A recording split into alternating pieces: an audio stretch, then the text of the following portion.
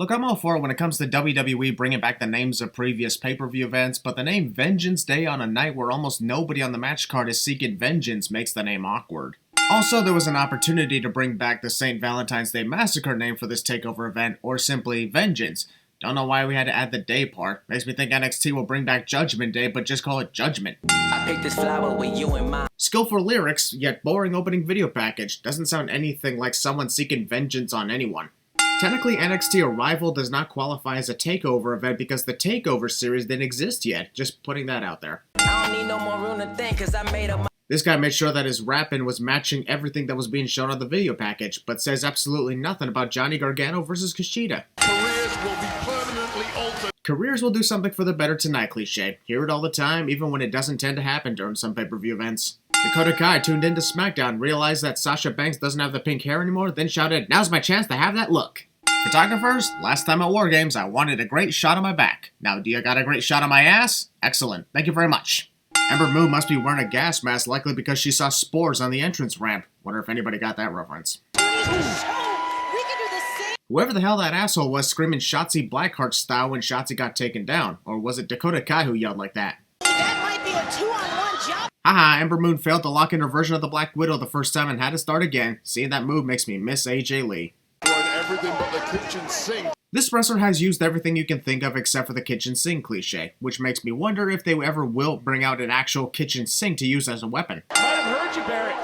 Uh-oh, the Thunderdome monitors are starting to glitch. Please don't tell me that Retribution is about to show up on NXT since their run on Raw was a complete utter failure. From her tag team partner. Wow, you gotta admit that was a pretty innovative move on the part of Shotzi Blackheart and Ember Moon. Great tag team action so far at the start of this event.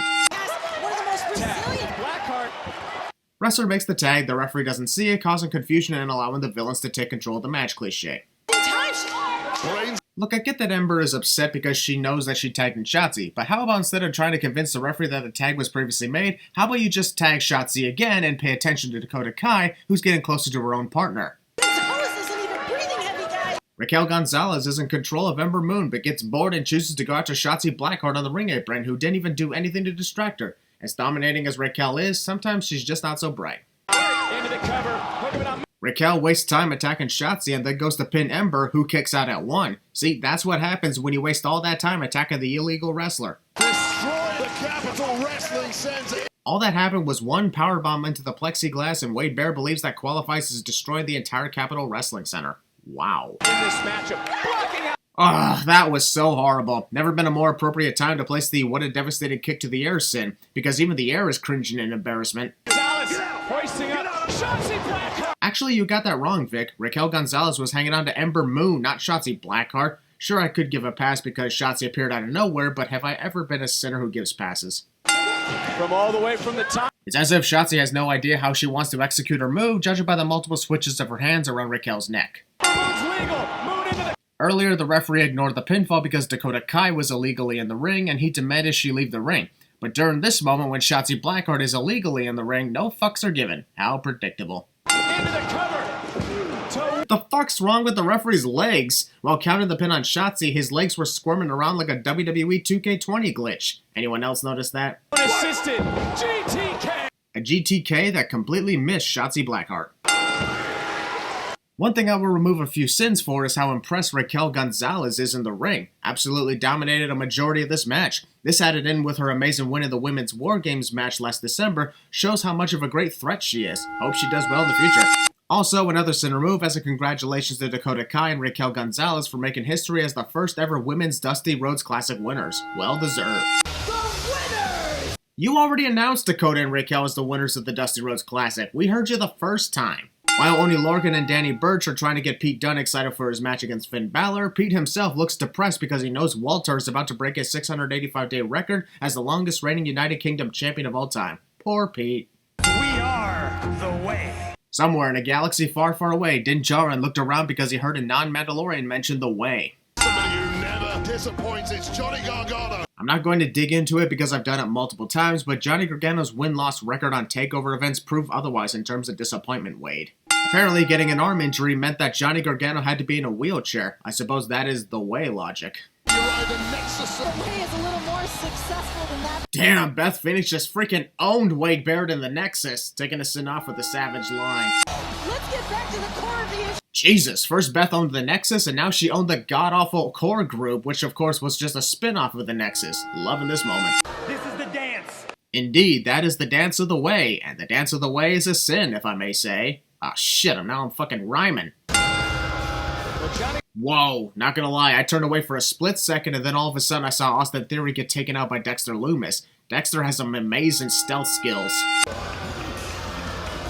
Upon realizing that Austin Theory is missing, Indy Hartwell starts looking on the stage floor as if she's expecting to find him laying down there for no reason. Are we finally seeing the real Kushida? What kind of question is that? The Kushida fighting here tonight is the same one we've seen since he debuted, and he is very impressive. That's getting better going slightly, but once again. These series of counters after counters between both Kushida and Johnny Gargano are extremely amazing to watch. This honestly was the best match of the night.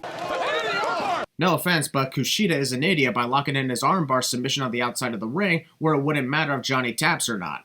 Ray and all the shenanigans. Beth Phoenix must have short-term memory loss because she's literally repeating the same thing about Johnny's shenanigans that she said about 1 minute ago. Boy, this has to be an awkward place for Johnny Gargano to be in. Can't breathe because Kushida's ass is pressing against his face. Kushida right infringement. Cover, short. The referee started counting the pin before any pin could actually be executed. Johnny's shoulders were clearly off the mat and so were Kushida's. The fuck? Will we see a new champion? Just because you asked that question alone, I'm pretty sure the answer to that is no. Vic Joseph just jinxed Kushida's momentum. Slingshot gets caught. Kushida manages to catch Johnny Gargano in his attempt at a slingshot spear, but then doesn't know what to do with him, which of course makes Johnny wonder if he's supposed to counter or not. The Way is the new North American. Is Kushida serious right here? Puts in the Kimura lock, or hoverboard as he calls it, after making sure that Johnny was perched on the turnbuckle. You can't win the match like that! Double sin. Looking for maybe a suplex. Gargano. Now that was cool to see. Perfect execution and timing by Johnny Gargano. Never thought I'd be praising the hell out of him, but here we are. Charging back in. Gargano goes up, goes around. Whatever the hell that was supposed to be. And now he goes up, goes around, and able to land into the armbar. Johnny Gargano took a hell of a face plant at the hands of Kushida and suffered literally no damage at all. Fucking no-selling moves again. Why do they keep doing that in NXT? Both these wrestlers were almost evenly matched throughout this 25-minute encounter, and there was so much about it that I enjoyed, this being one of the big examples. So let's take out 3 more sins to show the appreciation. And can we also take a moment to appreciate the intensity of the commentators when it seemed like Kushida was about to win the match by submission? I actually believed it was over and was on the edge of my seat. That is how you get the job done. Johnny sees Kushida about to charge after him from a distance and chooses to crawl away in the same direction Kushida is running toward. I would have rolled out of the way and off the stage if I'm being perfectly honest. Villain of a match is preparing for the match in a dark secluded area and the heroes are in a brightly lit room cliche. Damn, this has gotta suck for the grizzled young veterans, making it to the finals of the Dusty Rhodes Classic Tournament 2 years in a row and becoming the runner-ups.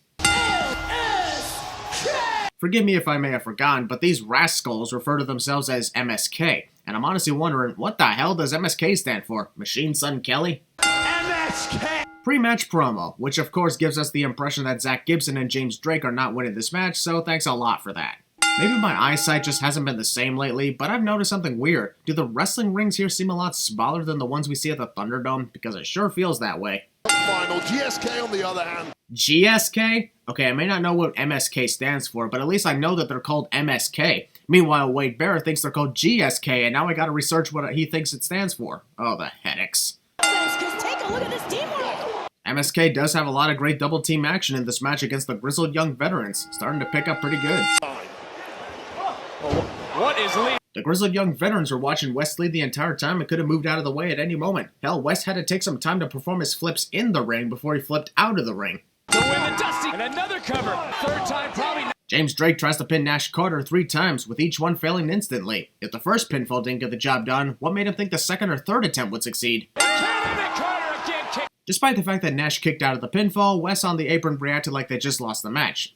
You may want to take another look, Wes. You guys are fine. Still in the match. It is awesome. Vincent. Wow, let's take off 2 cents for that. The insane way Wes Lee connected that kick by usage of those backflips. This is indeed an awesome match to watch. Wes Lee is all by himself. Vic Joseph had poor timing in stating that Wes Lee was all by himself, given Nash Carter is about to enter the ring.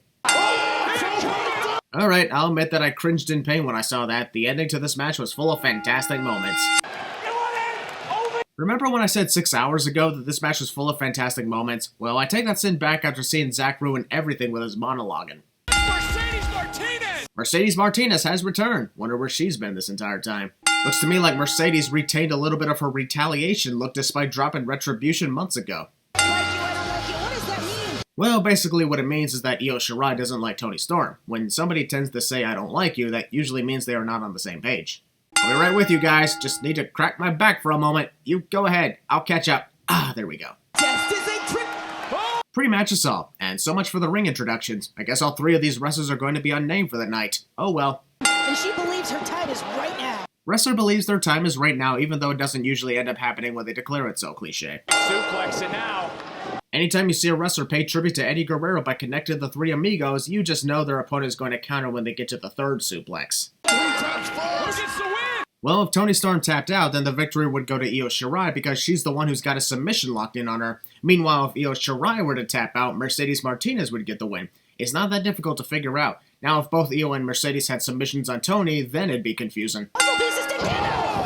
Pretty effective German suplex from Mercedes, but unfortunately she's caught herself in a bad position by hanging upside down in the corner, especially since Io Shirai has recovered and is getting back into the action. There's no countout. There's no disqualification. Yeah, we know, shut up. Storm's tearing apart our desk. Either Toni Storm achieved superhuman type strength, or that was the weakest announce table we've ever seen. I mean, all Toni did was move stuff off of the table, and that was enough to make it collapse. Here are 3 sins because WWE must have pranked the NXT commentators with this crappy table. Also, NXT announce table saw that it was about to be killed and shouted, "You'll never take me alive!" before collapsing itself.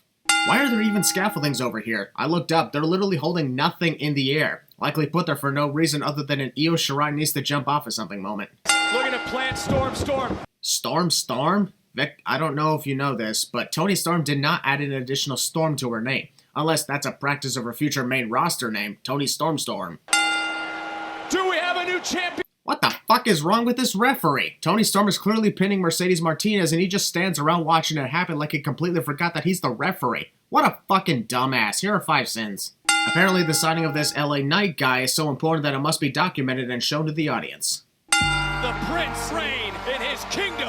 If Finn Balor is the prince of his kingdom, then who the hell is the king? Because there can't be a prince reigning over a king. That's not how it works. And yes, I know I'm a freaking nerd. Discount Survivor Series 1997. Even though it's been way past his 685-day record, I can't be the only one that still sees a vision of the NXT United Kingdom Championship draping from Pete Dunne's teeth when he does that pose on the ramp, right? The following contest scheduled for... And then Finn Balor and Pete Dunne start attacking each other, interrupting yet another ring introduction. I just looked up from the announce table. What announce table? You mean the remains of what used to be your table that got destroyed by swiping items off of it? The world is getting this on the biggest stage of all. Wade Barrett must be confused. He thinks NXT TakeOver is the biggest stage of them all, when that honor goes to WrestleMania, obviously. Big stage? Yes. Biggest? Hell no. They never crossed in Europe. They never crossed in Japan. Unintentional credit for the COVID-19 pandemic, then, if that's the case. Paths cross only when they are unable to travel to other places. That's because we're about to see a clinic. I would hope we'd see that clinic right now instead of watching these two share some moves and then start walking around and staring at each other. Hope it doesn't last as long as it normally does. These two are like inside. That leg lock submission hold Pete Dunne has locked in definitely looks brutal, but add in the fact that Pete grabbed his foot to increase the pressure and now the brutality got more insane. Yeah, begrudging respect, that's what they... Wrestle!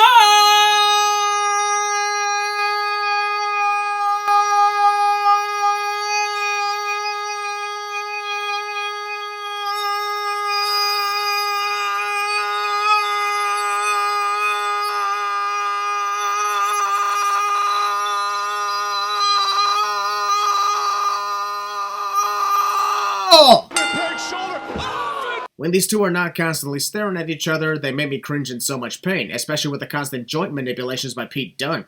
Can never get used to seeing that because I know how much that hurts. Bend your own fingers right now and tell me that doesn't hurt. That foot, like you mentioned, guys, I mean... Give me a moment, Finn. You got something stuck in your ear. Just gotta get it out. Hold still! It's reverse cruiserweight running up. I'm pretty sure Pete Dunne meant to fly higher than that. This is a fantastic main event, but it has its sins. For a long portion of this match, Pete was dealing with a bad knee injury that Finn Balor capitalized on, but now he's able to jump on that injured knee with no problem whatsoever. Countering the coup de grace to a triangle choke was one of the more impressive ways to trap Finn compared to other simple counters. Gotta love the innovation of Pete Dunne, am I right? Inching his way to the rope. You know, the referee didn't have to wait until Finn literally touches the bottom rope, right? The moment his foot has gone past the ropes, he's completely out of bounds and the submission hold must break immediately. Finn Balor realized that Pete Dunne was in the air and thought, oh shit, I'm supposed to put my hands right here on the canvas. Sorry for the late reaction. If you look at Pete's right arm, he considered kicking out of the pin, but then decided, nah, I'm done for the night. Post-match assault.